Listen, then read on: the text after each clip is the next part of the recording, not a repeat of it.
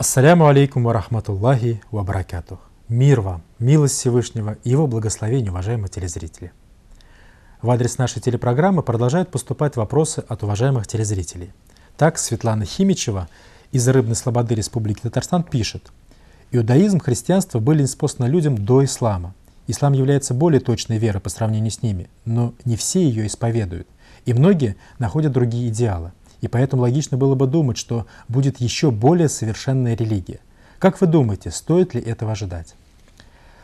Спасибо, Светлана, за ваш вдумчивый глубокий вопрос.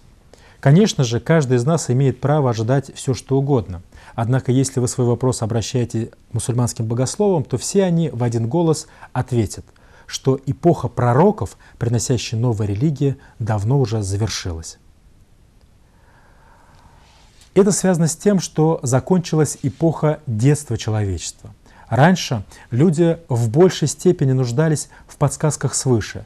Им нужен был ответ в режиме онлайн, чтобы Бог являл пророков и подсказывал то, как нужно жить, как нужно строить свою жизнь, как нужно обретать счастье в этом мире.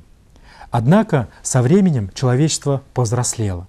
И сегодня и с приходом последнего пророка Мухаммада, которого в исламской традиции называют печатью пророков, был ознаменован новый период в истории людей.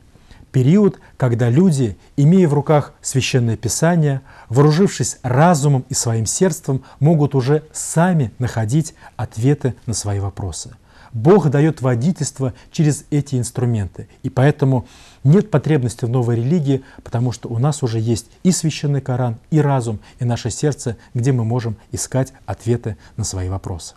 Но для того, чтобы ответить на свой вопрос, вам, Светлана, надо знать и о другом, об исламской историософии, то, как мусульманские мыслители смотрят на ход и смысл человеческой истории. Если мы взглянем на религии в историческом срезе и попытаемся взглянуть на них глазами мусульманских богословов, то перед нами развернется эволюция учения о едином Боге. Согласно мусульманским богословам, в прежних религиях было достаточно антропоморфное понимание Бога. Если мы возьмем древний иудаизм, то там мы можем встретить немало сюжетов, связанных с таким антропоморфным, человекоподобным пониманием Бога. Например, в первой книге Моисеевой, в книге «Бытия», рассказывается про знаменитую историю о борьбе Якова с Богом. «И остался Яков один, и боролся некто с ним до появления зари. И сказал: „Отпусти меня, ибо взошла заря“. Яков сказал: „Не отпущу тебя, пока не благословишь меня“. И сказал: „Как имя твое?“ Он сказал: „Яков“. И сказал: „Отныне имя твое будет не Яков, а Израиль, ибо ты боролся с Богом“». Конечно, и в древнем иудаизме, и в иудаизме, и потом в христианстве есть утонченные духовные понимания такого рода пассажей библейского текста, исключающее буквально антропоморфное понимание. Но если мы смотрим на такого рода тексты глазами мусульман, то мы увидим, что все-таки они достаточно антропоморфны.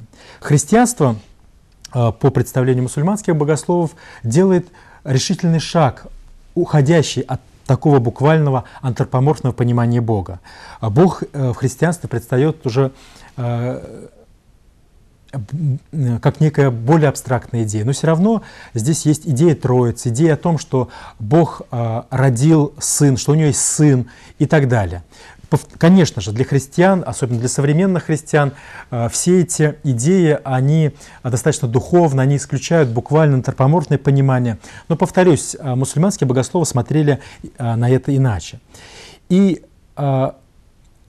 если древний исторический иудаизм, он достаточно антропоморфен, и когда сегодня нам говорят о Боге как о дедушке, значит, с бородой на облаках, все это имеет определенную историческую основу. Христианство отходит в значительной степени от исторического христианства, в представлении мусульман отходит от такой антропоморфной концепции Бога, то ислам завершает эту эволюцию учения о едином Боге. Ислам провозглашает идею Бога как абсолюта. Если мы почитаем тексты мусульманских акид, то есть форму мусульманского мусульманской веры, то мы увидим, что Бог, Он один, един, ни на что не похож, нет Ему равного, нет Ему противоположного, нет ничего похожего и подобного Ему.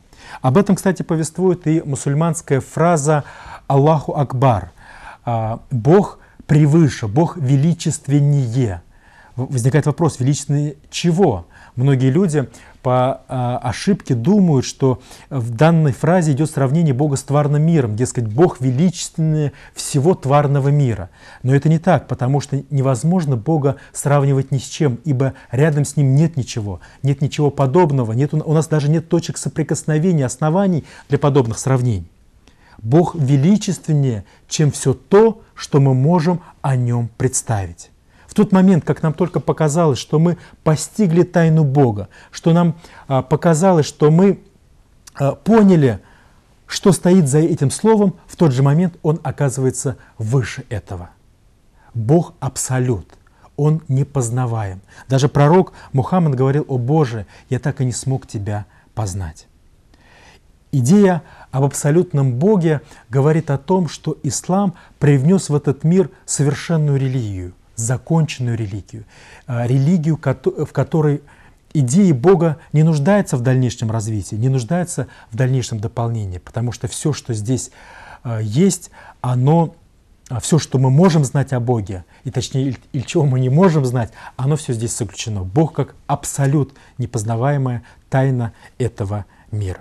И поэтому, конечно же, Светлана, если вы зададите свой вопрос, может ли прийти более совершенной религии, чем ислам, то любой мусульманский богослов ответит на этот вопрос отрицательно. Нам кажется, что идея о едином Боге, идея об абсолюте в исламе доведена до своего логического совершенства.